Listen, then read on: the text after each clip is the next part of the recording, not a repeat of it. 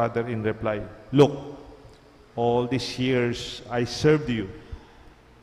There's that sense of desolation and wanting, bankrupt. I could describe the younger son not only as prodigal son. He's a bankrupt person. Bankruptcy is a result not only of one mistake, but it is a result of a lifestyle.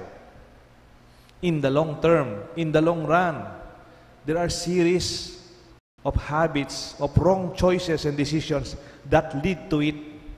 You can already predict. Hindi pa man siya na-bankrupt, makikita mo na.